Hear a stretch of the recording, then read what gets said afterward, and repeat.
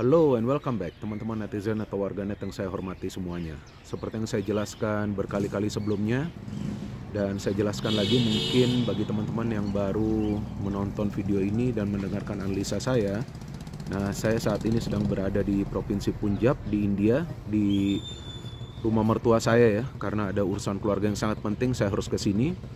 Tapi saya tetap memonitor pertandingan-pertandingan timnas dan juga menonton pertandingan-pertandingan dari Piala Asia lainnya. Dan seperti yang kita pahami teman-teman, bahwa timnas Indonesia punya peluang untuk lolos dari fase grup, tapi juga tergantung dari hasil-hasil lain ya, dari tim lainnya di grup lainnya, karena Indonesia kemungkinan akan lolos sebagai salah satu dari 4 tim peringkat ketiga terbaik. Nah, saya ingin tunjukkan nih, ini kampung mertua saya nih, coba lihat, coba di kesanin. Nah, ini kayak begini nih kampung di sini. Nah, lihat aja. Nah, kayak begini tuh dia, lihat. Nah, ini kampung nih di sini. Nah, dan di sini ada sepupu saya juga. Nah, ini sepupu saya. Nah, ini dia sepupu saya, namanya Rajan. Saya mau datang Indonesia. Ah, lihat kan? Dia sudah bisa bahasa Indonesia loh. Padahal dia lahir besar di sini loh. Jadi dia mau ke Indonesia. Nanti dia akan masuk juga di konten-konten kita. Dan ini sepupu saya. Jadi dia sudah lihat tentang Indonesia dan dia ingin ke Bali, ingin ke Jakarta, ingin ke Medan, ingin ke Surabaya, ingin ke kota-kota lainnya ya. Jadi selama saya di sini, nah dia yang aturin semua, saya punya upload dan segalanya. Nah, ini rumahnya, ini rumah mertua saya dari depan. Nah, itu dia. Nah, lihat tuh. Nah, ini rumahnya kan, ini sekelilingnya sebelah saudaranya. Nah, hampir sama juga. Nah, di sini lah. Nah, ini lihat nih. Dari mulut saya kan keluar asap. Hari ini 5 derajat Celcius. Nah, sekarang kembali ke pertandingan timnas ya. Kalau bagi saya seperti yang saya jelaskan, bahwa timnas memang punya peluang untuk lolos, tapi peluangnya sangat tipis. Nah, jika teman-teman sering mendengarkan suara klakson ya seperti ini di sini, nggak klakson nggak makan gitu. Nah, terus jadi tentang timnas, nah seperti yang saya jelaskan peluangnya sangat tipis. Saya pernah juga bicara di platform lainnya bahwa kalau untuk lolos tentu timnas punya kesempatan ya. Dan sekarang apalagi setelah menang lawan Vietnam, kan bagus bisa menang lawan Vietnam kan. Dan bukan cuma menang karena keberuntungan, tapi memang permainannya luar biasa. Vietnam sampai gak berkutik kan, padahal Vietnam mainnya lebih kasar, tapi timnas Indonesia mainnya keras. Dan memang permainan keras seperti itulah yang diperlukan supaya para pemain tim lawan tidak bisa banyak menciptakan peluang ke gawang Indonesia. Nah, sekarang ini kan lawan Jepang. Nah, lihat tuh bisnya tuh, coba tunjukin. Nah, kayak begini nih bis-bisnya, ngeri gak? Ayo loh. Nah, tuh, jadi sambil saya membuat konten, saya nunjukin juga nih sekitarnya. Kalau di sini populasinya kan besar ya, dan hampir semua orang punya motor atau mobil di rumahnya.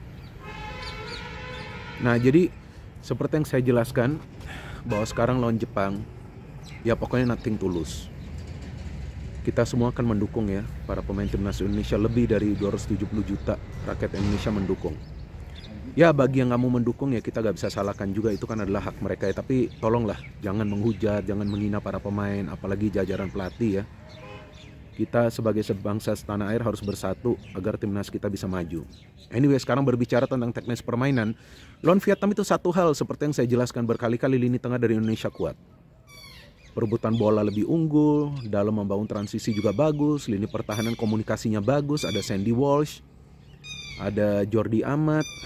Di belakang ada Justin Hubner, yang saya jelaskan kan bahwa Justin ini jangan bermain di tengah, lebih baik bermain di belakang.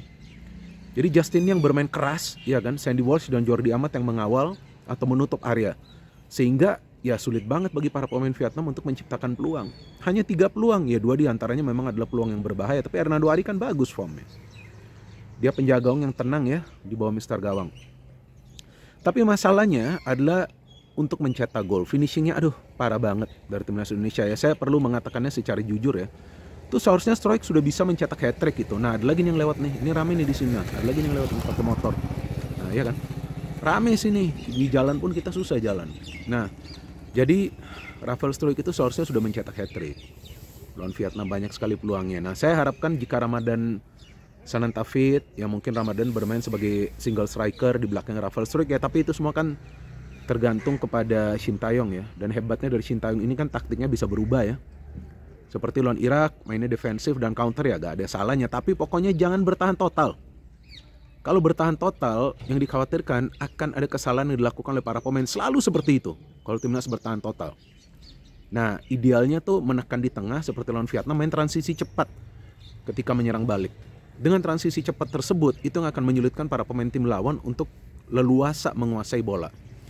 Kalau cuma bertahan total, yang bahayanya ini ketika lini tengah juga turun terlalu dalam, nanti bagaimana caranya mau bangun counter. Nah, bagaimana caranya bisa mencetak gol? Ya mungkin teman-teman mengatakan, ngapain cetak gol lawan Jepang? Salah. Kalau bisa mencetak gol kan lebih baik. Dan Jepang memang secara permainan nggak ada jeleknya, bagus mereka. Tapi mereka juga punya masalah di lini pertahanan mereka. Saya kaget loh. Dalam 2 pertandingan terakhir, Jepang tuh kemasukan banyak gol. Lawan Vietnam aja kemasukan 2 gol. Dan dari set piece, biasanya Jepang tuh kalau bertahan dari set piece tuh bagus. Which means apa? Bahwa Jepang pun bukan tim yang sempurna. Mereka pun punya kelemahan di lini pertahanan. Itu yang saya katakan. Jadi jangan cuma bertahan total. Resikonya besar bagi Indonesia, tapi mereka harus ambil resiko tersebut. Dan sekarang kalau kita melihat di klasemen sementara dari tim-tim peringkat ketiga terbaik, ya Indonesia kan berada tipis banget nih ya, di peringkat nomor 4 ya. Hanya 3 poin ya. Jadi sekarang nih rivalnya Indonesia untuk bisa menjadi salah satu dari 4 tim peringkat ketiga terbaik adalah Oman kalau nggak salah. Nah, Oman itu nanti lawan Kyrgyzstan ya, jika saya tidak salah, lupa saya. Nah, Kyrgyzstan pun jika menang mungkin bisa masuk sebagai salah satu tim yang lolos. Tapi Kyrgyzstan selisih golnya kan nggak sebagus Indonesia. Indonesia -1, kalau nggak salah Kyrgyzstan itu -4. Artinya jika Indonesia pun nggak bisa mendapatkan poin lawan Jepang, yang penting jangan dibantai. Jangan sampai kebantai. Ya kalaupun kalah tipis lah, 2-1, 1-0. Kemudian kita harapkan ya Oman jangan menang. Anggap aja Oman kalah ya atau seri. Nah, Indonesia bisa lolos, tapi Indonesia juga tidak boleh bergantung kepada hasil dari tim lainnya. Enggak, harus fokus. Di pertandingan lawan Jepang fokus. Coba dapatkan 1 poin. 1 poin itu akan sangat berharga bagi Indonesia dan menjamin Indonesia lolos ke fase selanjutnya atau dari fase grup. Tapi seperti yang saya katakan juga berkali-kali ini ya, sudah lebih dari 1 bulan ketika saya membuat konten tentang timnas, ini skuad yang muda. Banyak pemain-pemain muda. Usia rataannya tuh di starting lineup tuh sekitar 23 tahun dan ini tim yang sangat muda. Jadi Sintayong ini sudah membangun fondasi.